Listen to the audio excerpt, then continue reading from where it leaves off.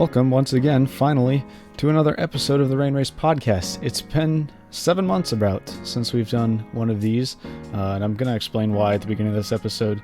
This episode, though, we are joined with Andrew Marriott. He is another commentary figure who's been in the game for quite a long time, but that just means that he has a bunch of stories that he's able to give us.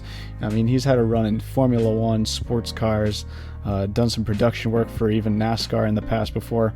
As always, you can check out the rest of our podcast by clicking the card at the top right of the YouTube video if that's what you're watching on right now. You can also find us on a variety of podcasting platforms. You can check out the link on our Twitter bio, that is at Rain Race Podcast. You'll be able to find all of these sources where we post these, so you can listen on whatever platform works best for you. Anyway, without further ado, we hope you enjoy. Welcome, once again, finally, to another episode of the Rain Race Podcast. It's been half a year, but if you've been a fan of this podcast in the past, you know that that's nothing out of the ordinary. Basically, I've been busy with school. It's kind of hard to do the podcast while I'm at school, but right now I'm on winter break, and we're going to try to get a couple in so that I can release them while I'm actually in school and unable to record. Anyway, of course, I'm not alone here. I'm joined alongside Kyle Cuthbertson. Hello. David Land. Howdy. And our special guest for this episode, Andrew Marriott. Hi there, everyone. Before we get the show on the road here, we want to give a quick recognition to Bob Varsha. Came out the other day that he has... Yeah, Andrew can add, because I work with Bob a lot.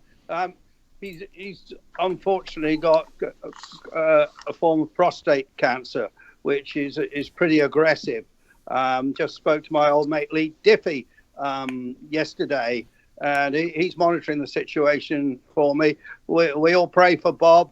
He's been a fantastic broadcaster over so many years, and a great friend too, and just the most perfect voice for motor racing, I think. So I just said in an email to him a few minutes ago, Bob, we go back a long way, and you've always been a class act, and you remain a class act, and I'm sure you're going to fight this with everything.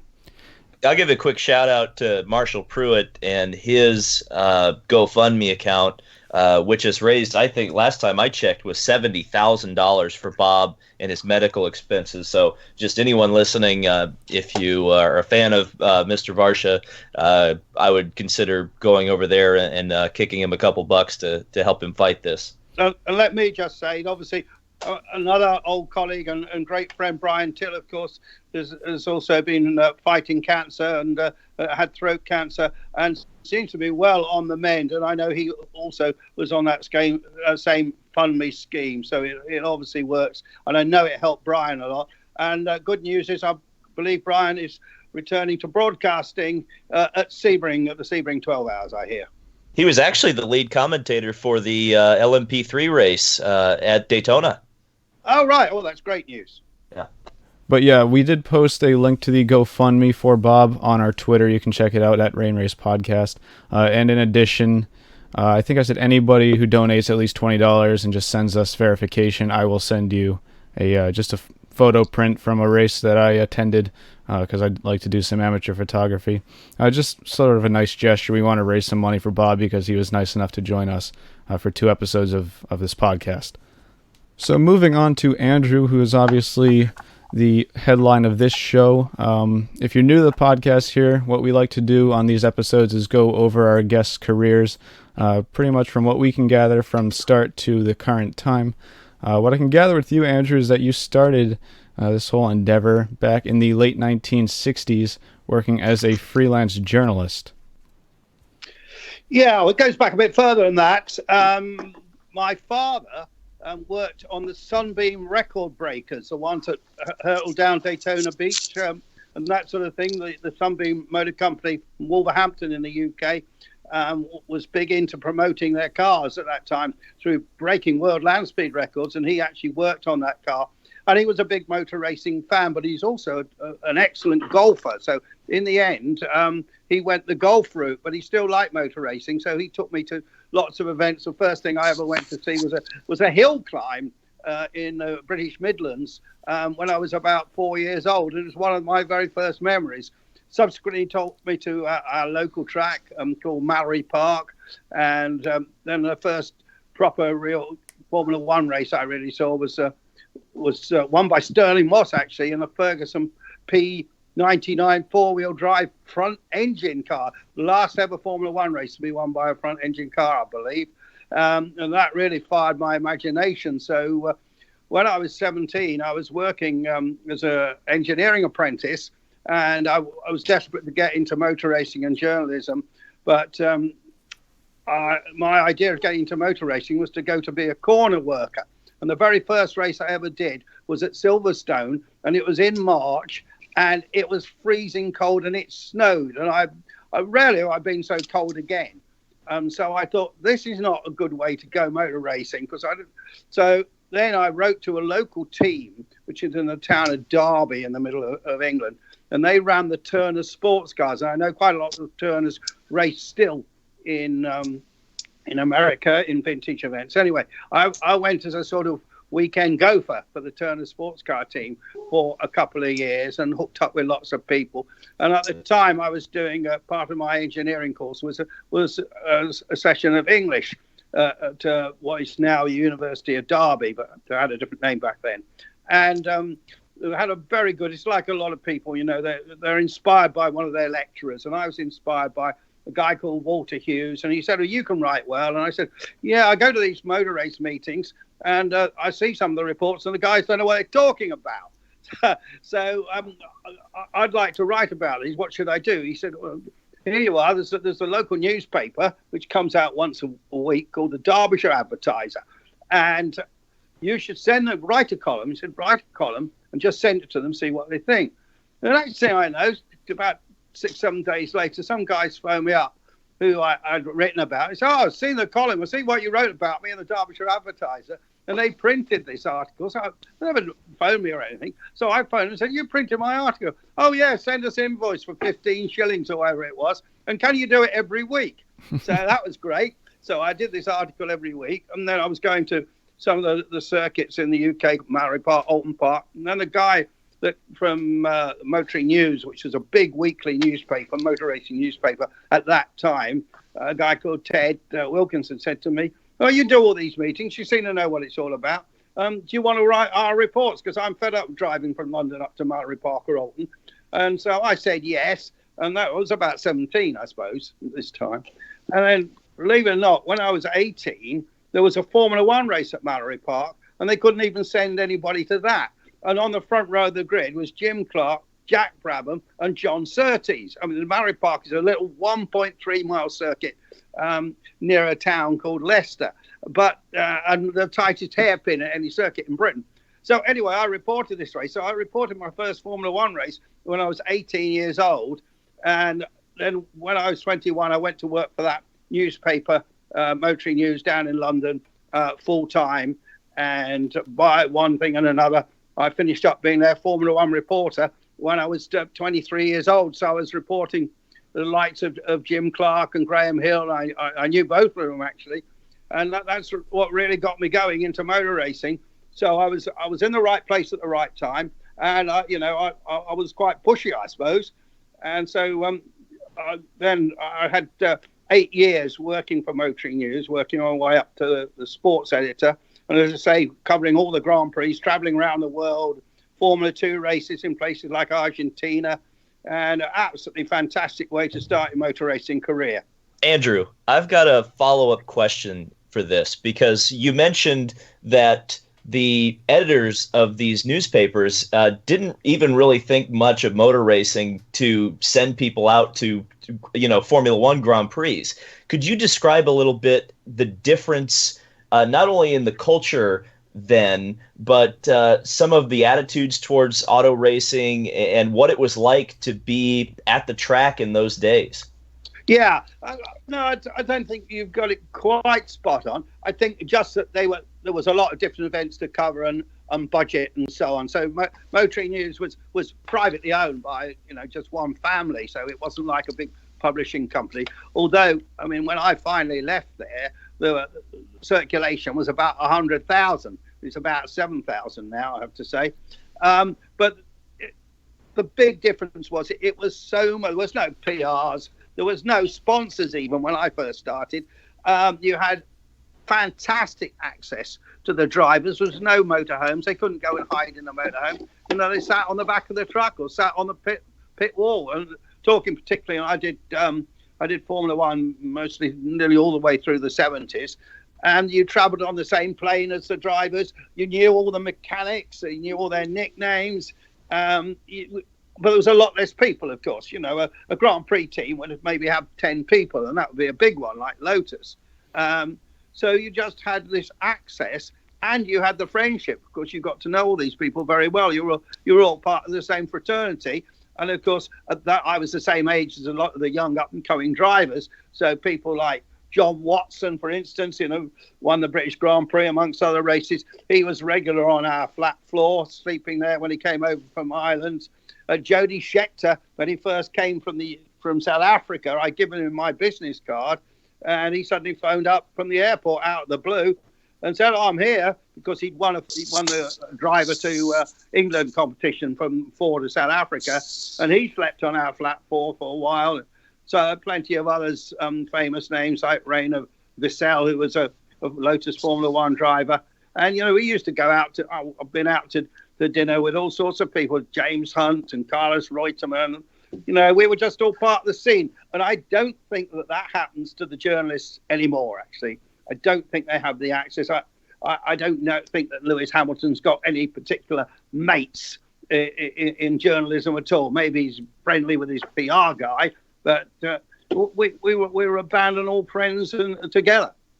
I was just about to say how interesting it is that we have a commentator who's been involved in the sport for this long, because, like you just said, I don't think nowadays you're going to see that much anymore, except for maybe sports car racing. I know that some of those commentators, maybe IndyCar as well, but I think in IndyCar, yes, I think there's still a good relationship between the drivers, and definitely in sports cars. And that's, as you know, I've been covering sports cars for the Speed Channel and Speed Vision and Fox over recent years, and that's why I love covering those races these days, because you can still be friendly with the drivers, and they know who you are. Obviously, if you're interviewing in front of a TV camera, it helps, but it's still a lovely fraternity, I think. And obviously, we just mentioned Bob Varsha earlier. He was part of that as well. Of course he was. But in Formula One, I went to the British Grand Prix this year. I haven't covered Formula One closely as a commentator now for 7 or 8 years, but it has definitely changed, and the access is. You can't get into any of the garages, and most of the guys just seem to sit in the press room to report the race, which is not what we used to do. So you were able to firsthand see this sort of shift between Formula One and its earlier days, because when you started, Formula One was, less than 20-year-old series at the time? And well, it started in 1950, so yes. I think the first actual World Championship race I did was a French Grand Prix, and it was actually because the main guy was ill, so I was the Formula 2 reporter, so it wasn't the first season. I didn't do a whole season until a bit later, but and that was a race that Jack Brabham won, the first ever race won by a man driving a car of his own name, a famous race at Reims in the Champagne area of France there. And it was just different. I personally don't see Grand Prix racing being so good as it was.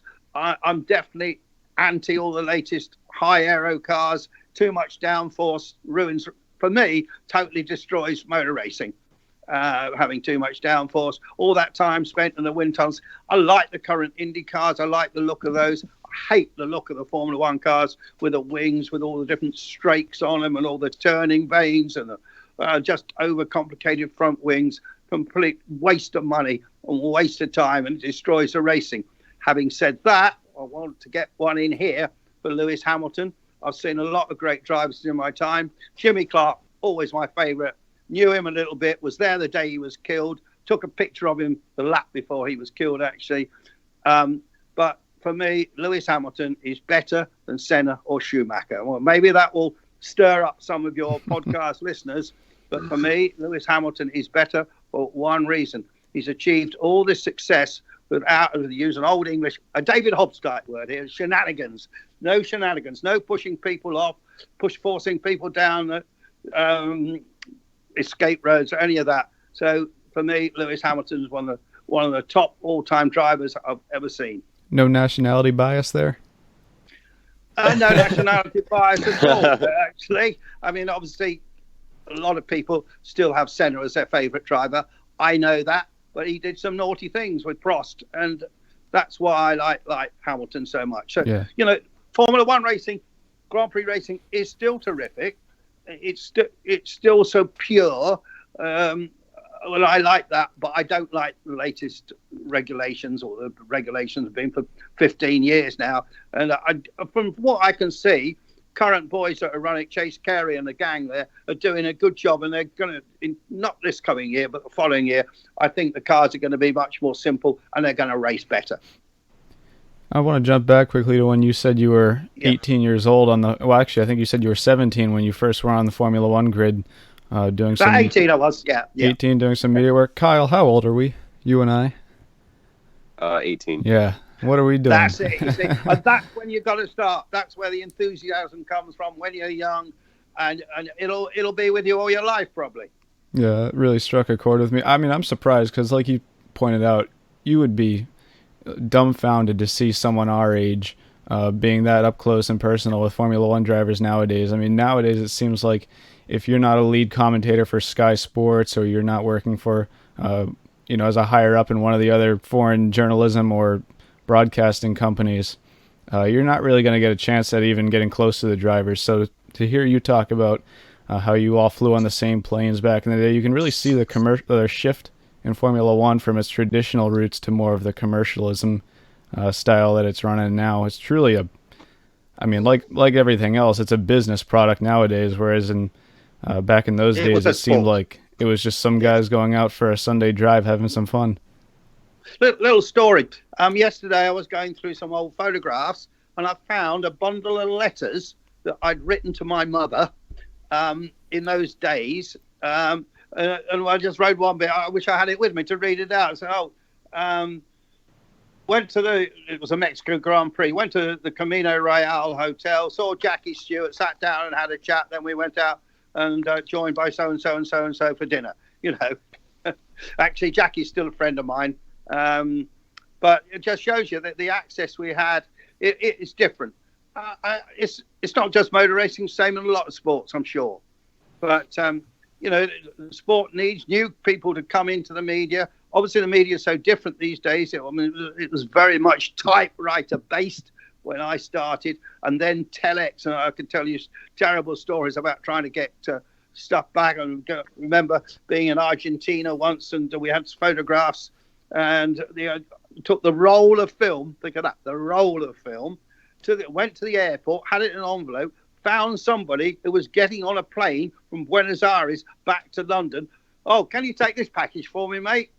Because it was and then I arranged for somebody through some long-winded phone call to actually meet the passenger who we'd never met before, and they took the package off, and then the film was developed, and then it was in this motoring newspaper 5 or 6 days later. Everything now is instant. You take a picture, it's on the internet, bang, it's published, probably within 15 minutes of what's happening. Everything is so different. A lot of it's better, a lot of it isn't. One of the things that I've noticed that has changed a lot, Andrew, and it's definitely on TV, not so much in the broader coverage of motorsport, but could you comment a little bit on what we've kind of seen recently with broadcasting, where the broadcasters seem to favor former drivers, not only in the analyst role, but also in the play-by-play role and pit reporting for sure as well, versus specialists like you who aren't professional racing drivers? I'd like to hear your comments on that. Firstly, quite a lot of the old Formula One drivers, there weren't many old Formula One drivers because quite a lot of them got killed. Remember how dangerous it was. It was extremely dangerous. So there weren't quite so many of them around, although one that could have done it perhaps was, if you look him up, the great driver Tony Brooks. But yes, the other situation is that a couple of them, like Martin Brundle and David Coulthard, happen to be really good at it. So that doesn't help either. And it doesn't help people like me. But the interesting story, I did the Swedish Grand Prix, the famous you're historians, the famous fan car race at Anderstorp in Sweden. I commentated on that. I was the only commentator. There was no pitch reporter. There was no co-commentator. And we had, back then, was it 1978, 10 million viewers and one commentator. And now on Sky, they have 10 commentators and 1 million viewers. I did want to bring up one rivalry in particular, because if I'm honest with you, the way I kind of got the idea to even contact you about this podcast was watching the 1976 Japanese Grand Prix, where I figured out that you were a commentator for that. First of all, which network were you covering that race for? Because I know back then the whole... Good question, and that's very interesting. Both BBC and ITV. Remember back then, we only had three channels in Britain. That's why the viewing numbers were so high. So both BBC and ITV did that race. BBC did it from on site, and I did it from the Independent Television News headquarters in the middle of London. So I wasn't even in Japan. And I did it with a black and white monitor. Although it was in colour, but they only had a black and white monitor for me. Although through a glass window where the feed was coming in, I could see the colour monitor. It was quite away, it was like 15 yards away from where I was sitting. So I managed to call the end of the race correctly, and James Hunt was world champion. And I have to say, it's one of my proudest moments to be able to get that right. Because remember, the weather conditions were awful and so on. Obviously, a great drive from Marriott, who I also count as a mate. But yeah, there was that rivalry. I think that was the only race that both the networks did. But obviously, Bernie Eccleston done some dodgy deal or other. So yeah, that was the story with that. But we were involved by then. I had a parallel career running a sports marketing company, and we actually managed James Hunt. So it was a big deal for us, him winning that world championship. And 2 days later, when he returned back to England, I was at Heathrow Airport in the VIP lounge where we'd arranged a press conference for the return of the great champion. And James ambled into this press room. There must have been 50 or 60 top journos there from all the national newspapers. And let's say he'd had a drink or two. I don't mean Coca-Cola. And he brought with him a monkey. You've got to get this into your head somehow. I don't know how. It was a mechanical monkey which you wound up, which when you wound it up and switched to switch, it had cymbals, and it banged the cymbals together. This is absolutely true, okay? So every time somebody asked him a question, so, well done, James, excellent, you won the world championship, he flicked the switch and this monkey's cymbals went off. And I mean, it was surreal, really, but it was so funny. And he'd obviously enjoyed being the world champion, shall we say that? But he enjoyed it in more ways than one on that flight. But you're a young lad, so I couldn't tell you some of the things that had gone on that flight. I'll just leave it up for interpretation. But. Yes, but I can give you the lady's name. I better not. What did I get myself into here? I didn't expect to be going into this episode with a mechanical monkey with cymbals and at the Heathrow Airport waiting for James Hunt to arrive. I mean, I don't think Lewis Hamilton could do that, actually. The stories you hear of old F1, you did not see that scene in the documentary One. No, that scene wasn't in there. No. I like the movie, actually. I thought the movie was good. It was obviously it was Hollywoodized, but it was. And Nicky and James are always pretty friendly, so they changed that a bit. But it's great that motor racing has those movies, and I love the new Le Mans one. Incidentally, Ferrari versus Ford. I thought that was excellent. But anyway, moving on. I think most of our American viewers are gonna think of the 1976 season and think of the movie Rush. How well did the movie, I mean, obviously some things were thrown in there, some things, weren't in there that actually happened because it's a movie, but how well did the movie Rush depict that Suzuka race? I think they did an excellent job with it, actually. Hard to depict, and they spent a lot of money doing that movie. I mean, I've heard that it still hasn't made any money. They did it very well. Yeah. Was there anything that they missed throughout that race, like with when Nicky got out, and is there anything that was missing in there, you think? Not really. I mean, the way they told it was the way it was. Nicky, decided, never thought the race should have started, and discretion better part of valor. And of course, he took a bit of a gamble because there was no guarantee that James was going to clinch the championship anyway. James had to have a good race to do so. No, I think they told the story pretty well. And then moving on to another part of your career, you talked a little bit earlier about doing some sports car races.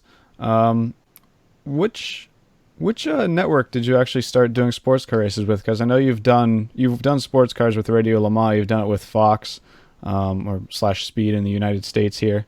So which network really kicked it off, or which experience, I should say, really kicked it off for sports car races? Yeah.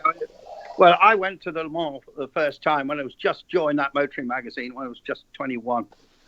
I went to the 1965 race, and I covered that as a journalist, which was the one that was won by Master and Gregory, and, of course, Jochen Rindt. And a famous story about that, for years, subsequently, I met a bloke called Ed Hugas, who's an American driver, who I met him at Bahamas Speedway Retro. And he claimed to have driven one session in the night. And I thought, I must have missed the biggest story of all, because he wasn't in any of the results or anything. And he looked me straight in the eye and said, I drove in that race, one session in the night. And I thought I'd missed the biggest scoop of my career right at the beginning. Last year at the Amelia Island Concourse, I met Cinetti Junior, I think it must be, Luigi Cinetti. Of course, the car was a North American racing team, not Ferrari. And I recounted this story. Luigi said to me, forget it. He said, you didn't get it wrong. The bloke was a well-known storyteller. I was there, or my father was there, and he never got in the car, I can promise you that. So I felt vindicated at that. So that was 1965. No, I did the race quite a lot for an English, as satellite television got bigger in Britain, there's quite a lot of channels. I did it originally for Screen Sport, and then I subsequently produced the show. I was in the truck. I wasn't actually in front of camera for the Sky Television Network, which is the same people that do Formula One now. And then I got hired to do it for subsequently for what was then Speed Vision.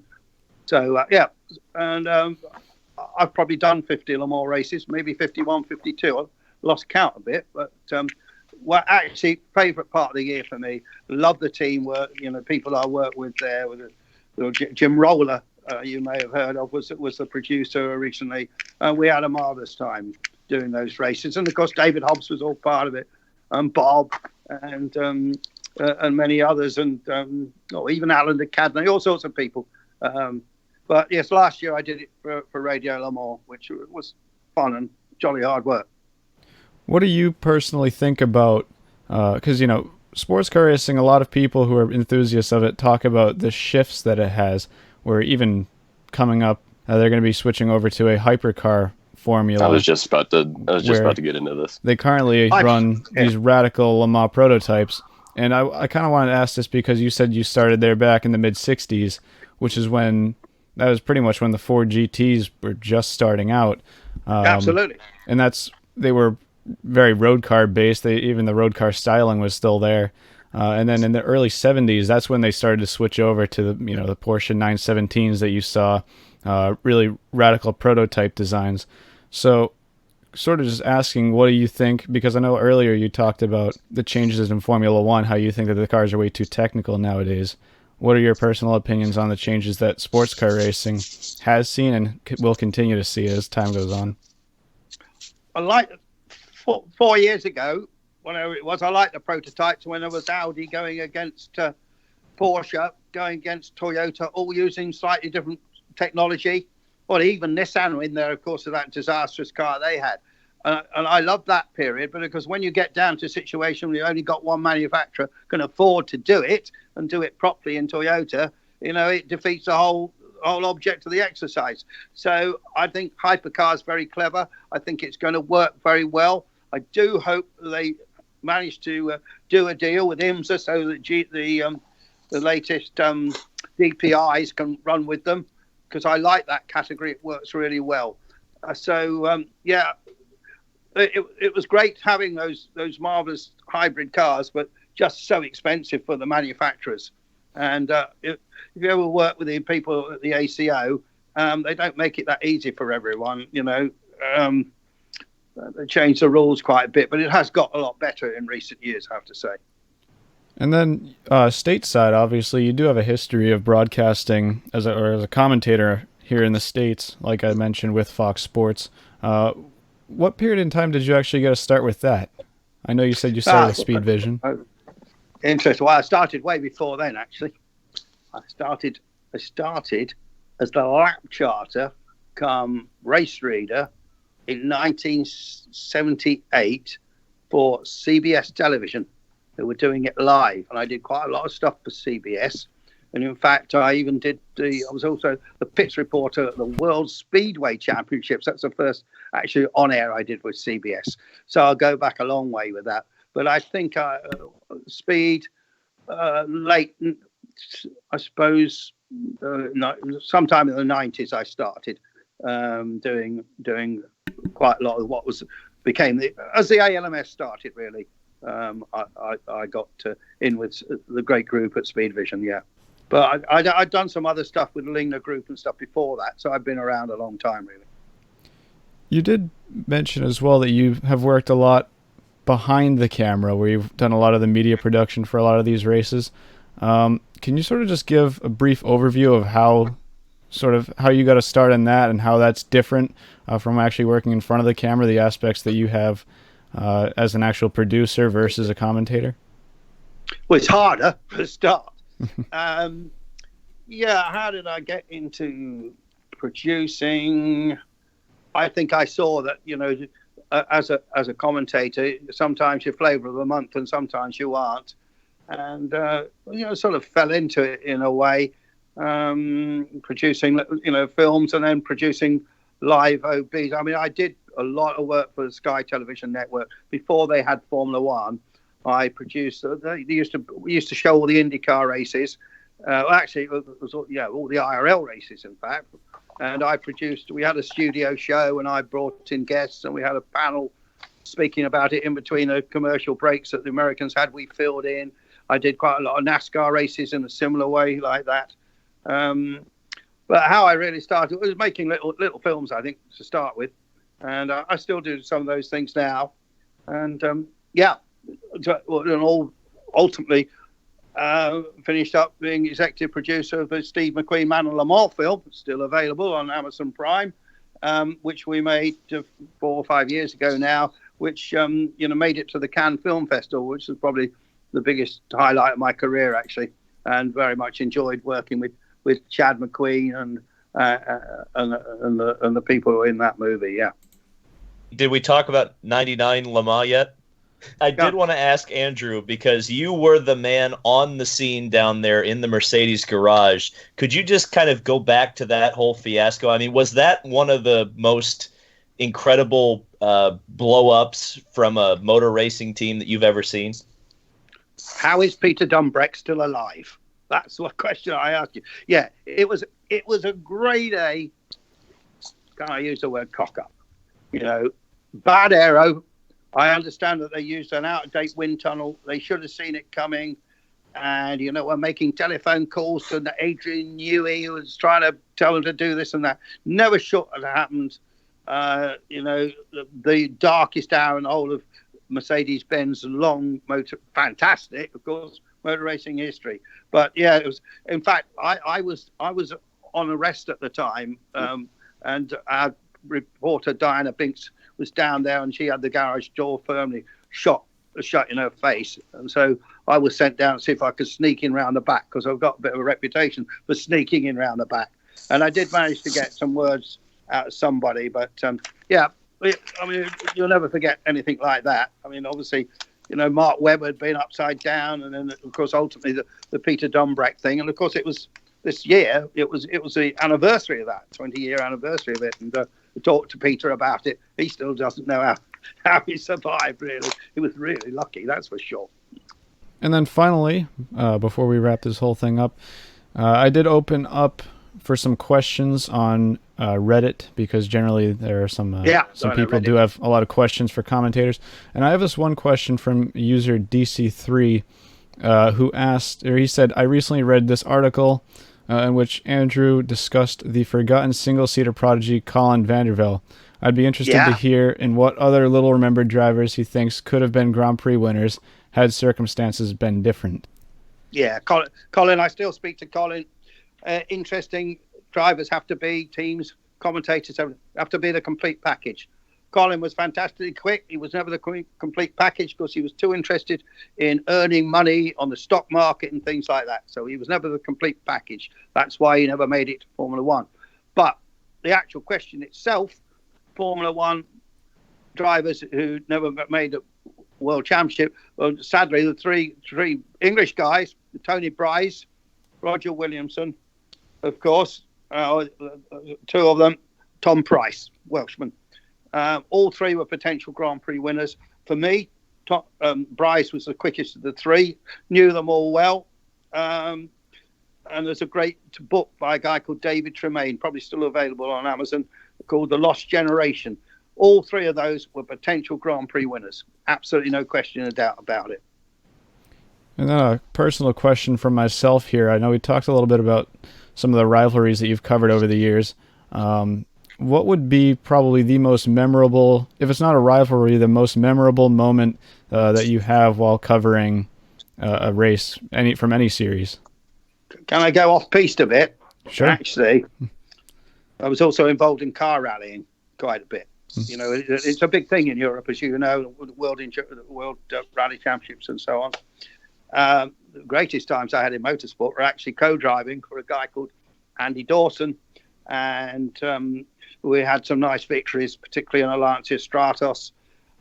Then subsequently ran a team for British American Tobacco in China, and we put a team together which won the Hong Kong Beijing Rally. And I was with Andy. We managed it, and strangely enough, they were very special. And in the latter one, I wasn't in the car. It was something I'd put together. But also the success we had in car, both in Nissans and Ford Escorts, and particularly a Lancia Stratus. But you talk rivalries. The Prost Senna rivalry was still one of the best that motor racing's ever had, I guess. And going back, the famous, when I first got interested in Formula One racing, it was the two British guys going for the World Championship, Sterling Moss and Mike Hawthorne. And nearly all my friends, because I had quite a lot of friends that loved motor racing back then, were all Sterling Moss fans. So I wanted Mike Hawthorne to win. And of course, Mike Hawthorne did win the championship with just one victory, a bit like Keke Rosberg won with one victory. And that was a great rivalry. So there's been many. That's the essence of motor racing, isn't it? Rivalries, where it be Ford versus Ferrari, we've just seen in the new film, be it drivers, be it teams. That is what drives our interest, I think. Well said. Have we asked about 1976 yet? Yeah, well, I did. Okay. The season as a whole, because I talked about the Japanese Grand Prix in particular. Okay. Incredible thing was obviously the British Grand Prix, where where there was the crash and everything, and then the crowd were baying for James to be let back in the race, and of course he did get back in the race, and then got disqualified and then reinstated and all that sort of stuff.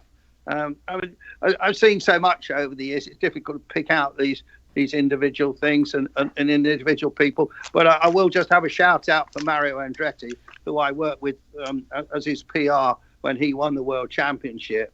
And what a fine chap. You could never meet a nicer guy. And whenever he still sees me, he still recognizes me, he still has a chat. And so, if I pick out a favorite driver like that, I have to say it's Mario, actually. Wow. That actually makes me interested.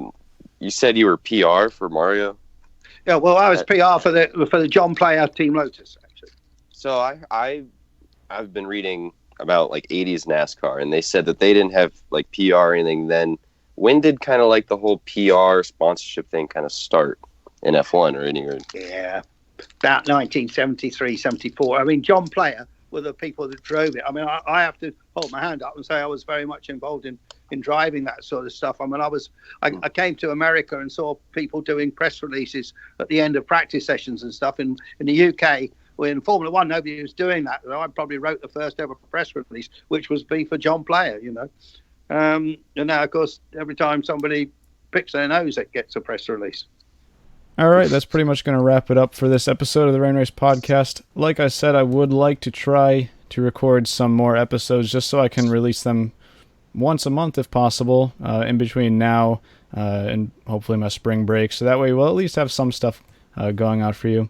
Also, just a quick preview here. The month of May is slowly coming up on us, about 4 months away. I will be in Indianapolis for the first time, and there will be quite a bit of content for that, so stick around, subscribe to the channel if you want to see all of that. Also, you can check out all the links are on our Twitter, which is @RainRacePodcast. I'd like to thank Andrew again for joining us on this episode. It's always great to get some insight, especially from someone who comes from a completely different generation of media when it comes to covering motorsports. So, Andrew, once again, thank you for that. It's been great talking to you. I didn't realize you were so young, and you said you've been really professional at this. Oh, and I thank think you. you've done it really well. And you know, all power to your elbow, because you know you can have a career like me if you stick at it. Do a lot of prep. I've always done a lot of prep. It's very important to do lots of prep. You know, if I go to a race, I've spent 2 or 3 days on a computer before I've gone. If I do something like Le Mans or so on, so. Stick at it, guys, and it will give you the most wonderful life. And finally, we do want to thank each and every one of you who take the time to tune into these episodes. For myself, Kyle, David, and Kevin, who's missing from this one, we hope you all enjoyed this episode. Take care.